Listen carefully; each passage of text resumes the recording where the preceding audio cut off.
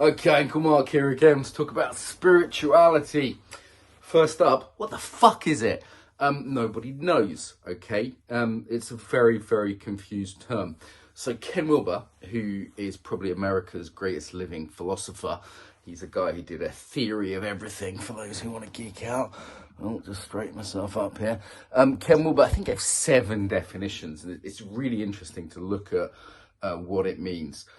So what could it mean? It could mean we're talking about states, like altered states. These are available to all human beings. They can help with our creativity. People have altered states from drugs, from breath work, from dancing. I had one the other day from dancing.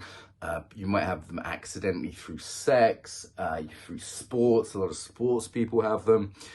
Altered states are interesting and often profound. People often say, you know, they're some of the most profound experiences of their life when they have altered states. The key thing to understand, though, with states is they don't permanently change a person. They may give you an insight, maybe a turning point. Might be a positive turning point, like I've seen people do mushrooms and then stop taking drugs forever, for example. But there's states, they go, it's like being drunk, you know, more profound than that, but they come and go. So the other thing we might be looking at is traits. So, you know, personality traits. Here's the thing I'd say, just as a side. If anyone says they understand spirituality fully, they've got the version of it, they know exactly how to do it, they're full of shit. You know, you can ask some questions, just an inquiry, like, can you be more or less spiritual? There's some people more spiritual than others. Oh, he's a very spiritual person. Well, says who? What makes them that way? I ask all sorts of questions with my students, like which direction spirituality? Some people say up, God's up here in the sky, la la om shanti, or you know, God's down here in the pagan earth, and we have to make love in the fields to make it fertile. And you see, there's different. Or some people say in, right? Spirituality is in. It's none of the world out there. It's in. Make your own mind up. Yeah, make your own mind up. So we've got, where was I? States, traits, so some kind of personality, character. Really underdone by a lot of the new age bollocks out there, is ethics. Okay, so a lot of the sort of postmodern world that unfortunately a lot of you young guys are being educated in says there's no right or wrong. Nothing really matters. There's no value. You're left with just nihilism and narcissism. It's just ego left at that point. And actually it's impossible because we have to have values. We have to decide what to do. Like you're watching this video, it expresses a value. You could be watching porn. You could be watching pretty girls and not me. What are you doing? You could be going for a walk. You could be getting drunk. You could be learning French. There's lots of things you could be doing, but you're choosing to do this based on your values. So we have to choose. Because we have to choose, we have to have values. Also, you know, the idea that evil doesn't exist. Yeah. Go to a war, you know, when you see real suffering, real evil, real cruelty, as people can, you know, I've seen this in Ukraine, for example. The idea that good doesn't exist either, it's like, fuck off.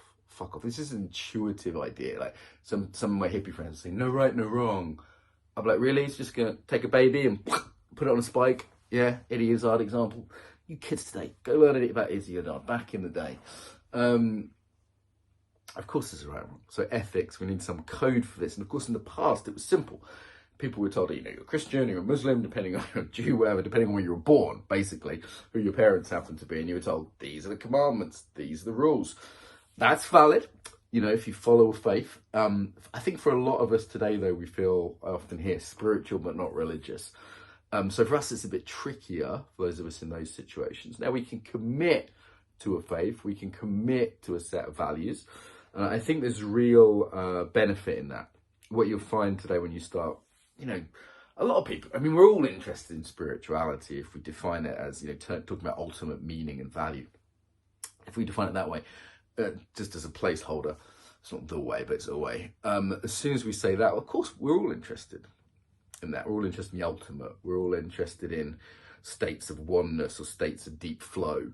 We're all interested in deep insights that seem to come from outside of us. Like people continuously love things that give them those altered states, you know, whether it be sports or sex or whatever it is. So if we are interested in spirituality, we start looking, right? And you'll see all these things out there on YouTube and elsewhere. And then you just go, what the hell do I do with all this? So what I'd love to do in the next sort of 10 minutes, give you a bit of a map, at least to orientate to it, and maybe some way to discern. Because it's all good, baby. It's all good. That's true. There's lots of good stuff out there. But let's be honest, there's also some crap. If, like me, you're a little bit cynical about spirituality, this is definitely the video for you. If you're sort of going, well, I met some people who said they were spiritual, but they were just kind of losers, or they just wanted to get high, they just wanted to do drugs, or actually they weren't very ethical. They were, kind of shady. I used to deal drugs, and hippies were always the worst to deal drugs with. They were always the ones who ripped you off and gave you 3 grams instead of 3.5 and all the rest of it. It was, there's a big gap between people who say they're spiritual and, they might have spiritual affectations. This is something to look out for. It's an old Zen saying, sticking feathers in your ass does not make you a chicken. You might have heard it from Fight Club, but it's from Zen originally. Chak Pala, what's his name, did a load of stuff from Zen and Taoism, particularly Zen. The waiting outside his house, that's pure Zen, pure Zen. That's a Zen temple thing, you have to wait outside the temple. Anyway, so let's get some distinctions. So we're not just affectations. That could be, wearing spiritual clothes or having a yoga voice, dressing in a certain way, speaking in a certain way, changing a name. This is sort of affectations. The other thing to watch out for is, because it's concerned with the ultimate, it can really attract people who just want to abuse you. And there's been so many abuse scandals in the past years through sex, money, power, the big three. And it's just attractive to kind of personality types who want to abuse people, which is really sad. So look out for a few warning signs. Anyone who says this is the one true way, anyone who says, cut off from your family, anyone who says, you're a special saved group. Social justice does that. It's a bit of a cult. It says you're special and saved, has its own special language, its own special hierarchy. Be very, very careful. Look up features of cults and features of gurus. And I think we're rightly become skeptical of gurus. So skeptical of gurus, skeptical of this sort of vast plethora of stuff out there. We need to discern. And I think by their fruits know them. If someone does a practice and it helps them and they're a decent human being and you're trustworthy and reliable and you look up to them and you want to work with them or, whatever it is, like ask them what they do. Okay, so a bit of a map, a few main areas beyond just being interested in individuals to know about. So Christianity, Judeo-Christian, Islam, for some of you listening, like the big Abrahamic religions, assuming you're listening to this in the West, they are a part of your psyche, okay? So my mum was a Catholic nun for 7 years before she quit that and met my dad, obviously. I was raised in a kind of Catholic, sort of mystical Catholic tradition. I've got friends who are Orthodox, got lots of teachers who are Jewish. I've lived in Muslim countries, lots to be respected there. And these religions, if we grow up with them in France, UK, Algeria, wherever, they are part of us. So it's not any use to just hate on them, even if, there's things we don't like about them. We choose not to be, say, a Christian. We, question the church, which I would highly recommend, because usually what happens is power structures come in and they become corrupt. However, we can't get rid of the fact that part of your heart really is connected to that religion. So we do have to come to terms with it in some way. And that can be a scale of, fully committing to it, to just forgiveness, to integrating it somehow, blah, blah. My Mary statue up there, for example, even though I wouldn't necessarily call myself a Christian. Cool. Okay, so that's the first thing. Second one, Buddhism.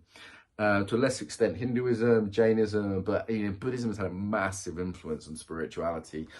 There's no doubt, meditation works. Meditation is good shit. If you want to be more focused, you want to be happier, you want to be better with other people, less reactive, more productive, healthier. There's plenty of studies out there now. This isn't woo-woo hippie stuff, and there's lots of good meditation teachers.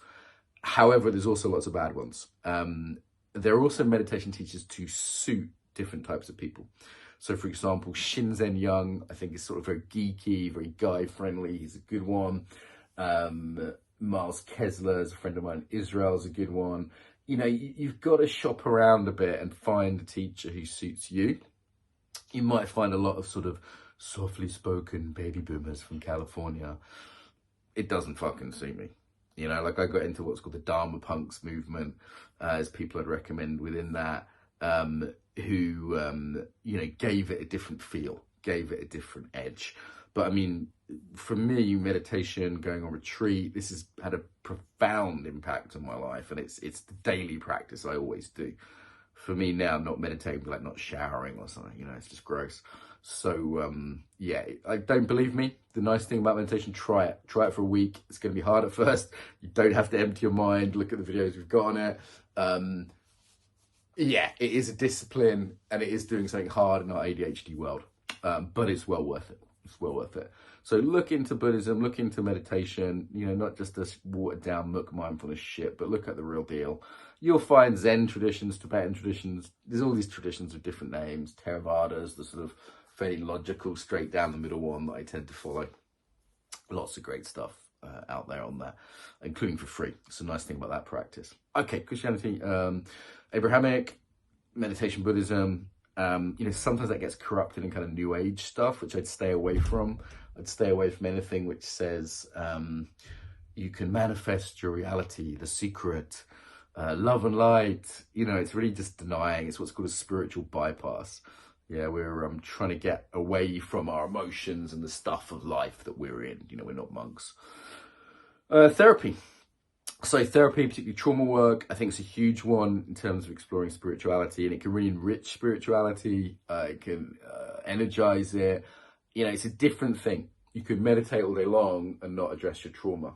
Okay, so while I look like depth psychology, healing work through trauma work, etc., like this is a whole nother category, and you can't really replace one with the other. I find it very surreal, actually, if someone doesn't do at least a bit of, you know, both, like shadow work and trauma work, and then meditation on the other. If you're interested in being a better person, if you're interested in growing, you need both. You need both. There's no getting away from it. Other categories, two more. Paganism. Sacrifice the virgin. Fuck on the big white man on the hill. Stonehenge is just over there. Actually, it's really close. It's like 20 miles away. So paganism, big part of British tradition, a lot of East European traditions. It's there, actually, even in, you know, the States, where they don't have a sort of homegrown paganism. You can see them, you know, we could connect like indigenous stuff to this. You know, some people take on Native American or South American, whatever. It's rich. There's a lot there. Some people are very drawn to it. Obviously, it can get a bit silly at times, people thinking they're witches or having to wear leather trousers. I don't know, it's very strange. It's hugely rich tradition, and you know, again, it's part of our heritage for most of you watching this. Underneath that kind of Abrahamic part, you kind of need to re-own both, is my experience. And you know, people are naturally this way. I live by a river, and it's like you develop a relationship with the river. And I mean, I'm fucking the river, just to be clear. But you develop a sense of that. The river starts to mean something, you know, like I'm for a farming area, and it's like, you know, farm hands. It's like you're of the land. There's something in that you don't have to teach people. And you may also, part of indigenous traditions, rediscovered in modern times, ethnogens, plant medicine, sometimes called hallucinogens. Be careful, okay? Those things can blow your mind. I've done mushrooms since I was a kid, but I've done them like once a year max. Yeah, like from a mental health point of view, don't do them all over the place. Look up setting, do them in nice places with nice people. It's safe and well framed and intentional. Look it up. For some people, it's just a no-no, depending on their mental health. But I don't want to scare people off also, because it is like hugely enriching, and I think really adds something to spirituality, at least as an experience. So with care, but can be very good. Okay, last one, embodiment. So there's my own area. I think working with the body, whether that be through yoga, through dance, through martial arts, adds a dimension. It also keeps the spirituality grounded. So it's not like, la, la, la, woo, woo, I'm on the clouds with all sorts of weird beliefs. Instead, it's like in the body, coming back to the body, that kind of anchor. Obviously, it's great for the mindfulness, but more than that, for all of the things I've discussed, the therapeutic work, whatever, it's grounding. It's deeply connecting. Again, it could be a discipline. You know, it come with an ethical discipline. So, you know, martial arts tend to have like an implicit sort of code behind them, which is often very, very positive for people, very positive. Cool. So lots more I can say about embodied practice, obviously, but part spiritual tradition. So in the modern world, again, your options really are commitment to, a church or a system. Commitment doesn't mean being blind, but it means really going for it. And I think there's a lot in that. It was times when I was really committed Buddhist for some years. I was really, did that very, very religiously. Yeah. And there's benefit to that. Or you've sort of got to go your own way. The problem there is, again, your ego can come in, narcissism to come in, the spiritual identity, I'm better than you, this kind of thing. So be careful there. Be careful, kids. And this stuff is so rich, and kind of last few minutes, I just want to say we're really lucky. We live in a time where, like, everything I've just said, you could research on YouTube. You could find some balance, You could get access to some therapeutic work that only rich people could do in the past, or the traditions of some native tribe that you wouldn't even known about 200 years ago. It's like you just would have been told, okay, you're a Christian, Church of England or whatever, France, get on with it. And there's beauty in that, but I think we're in this wonderful situation, even if it's a bit confusing. Do be careful of the postmodern swamp. Do be careful of the gurus. Do be careful of the charlatans, the shallow. You can smell the fakeness. It's interesting. Like, we're in a new town, right? I've been here a little while now. But anyway, when I first got here, my wife said, don't make friends with any spiritual people. Well, I had another female friend said, I don't fuck spiritual guys. And I was like, that's so sad that this spirituality's got this reputation, but I do get it. So it is one, to negotiate. It's part of life.